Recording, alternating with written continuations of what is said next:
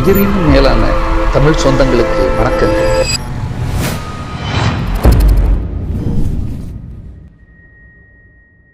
அவங்க எப்படி போவாங்க, எப்படி வருவாங்க, பணம் இருக்கவங்கள எப்படி இருப்பாங்க போவாங்க, பணமும் வராது, படைபலமும் வராது, சர்வாதிகாரமும் வராது.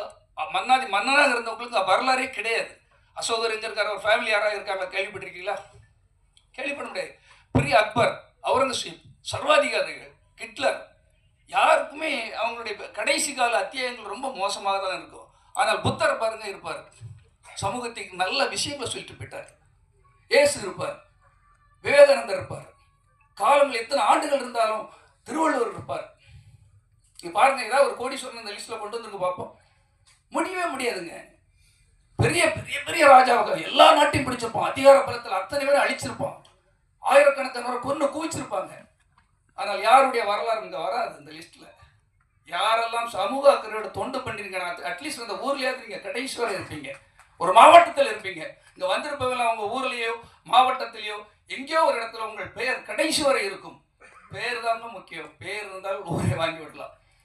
அதனால எனக்கு இப்படிப்பட்ட ஒரு நல்ல இடங்கள்ல பேசணும்னு ஆசையாக இருக்கும். நான் வாலண்டியாவே வந்து பேசுகிறவன். ஏன்னா இந்த மாதிரி ஆட்கள் கிடைக்காது. தனக்கு தனக்கு தனக்கு தனக்கு எல்லாமே தனக்கு சேர்த்து சேர்த்து சேர்த்து பாவங்களை சேர்த்து வைக்கின்ற உலகத்தில் பிறருக்காக வாழுகின்றவர்கள் அத்தனைவர்கள் ஏதோ வகையில் இந்த மக்களுக்காக வாழ்ந்து கொண்டிருப்பவர்கள். அவர்களுக்காக ஒரு கூட்டமைப்பு, அவர்களை ஒன்று திரட்டி இன்னும் சிறந்த சேவைகளை செய்ய வேண்டும் என்று நினைக்கின்ற அந்த ஒரு நல்ல பாங்கு இருக்கு இல்லையா, தலைமை பண்பு.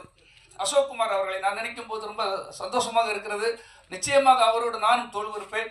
சினிமா துறையில் சும்மா சொல்லல, நீங்க வேணா ஒரு படம் ரிலீஸ் ஆகாம நிற்குதுன்னா பிடி செல்வகுமாரை கூப்பிடுன்னு சொல்லுவாங்க. நீங்க எந்த யாருக்கிட்ட வேணாலும் விசாரிங்க. அந்த அளவுக்கு இந்த சினிமா துறையில் ஒரு பெரிய சக்தியாக இருந்தவர். கண்டிப்பாக நமக்கு ஐஎஸ் சாருக்கு அவர் படம் எடுக்கும்போது நிச்சயமாக கூப்பிடுவார் நினைக்கிறேன். விஜயகுமார் சாருக்காக இருந்தாலும் சரி. ஏன்னா எனக்கு அவர் படம் எடுக்கிறாரு ஆச்சரியம், ரொம்ப எக்ஸைட்மெண்டாக இருக்குது எனக்கு. ஏன்னா சினிமா துறைக்கு வரக்கு பயப்படுவாங்க. நான் ஒரு படித்தவர், நான் சினிமா துறைக்கு வந்து ஏதாவது படம் பண்ணுவேன்னு சொன்னதும், படம் சினிமாவில் தான் சீர்திருத்த முடியும். எம்ஜிஆர் மாதிரி யார் சீர்திருத்திருக்கா சொல்லுங்க பார்ப்போம். சீர்திருத்தம் அங்கிருந்தா வருகிறது. அதாவது தவறான வழிகளில் உள்ளவங்களை நான் சொல்லலை, தப்பா ஏதாவது எந்த ஆட்சியை பிடிச்சிடலான்னு நினைக்கிறவங்க இல்லை. எம்ஜிஆர் வந்து நல்ல மக்களை பக்குவப்படுத்தினார். நல்ல பாடல்கள் மூலமாக, படங்கள் மூலமாக இந்த சமூகத்தை நல்ல ஒரு வழிகள் படுத்தினார். அதேபோல் ஐஏஎஸ் அவர்களும் கண்டிப்பாக நம்ம கலெக்டருக்கு வருகிறார்.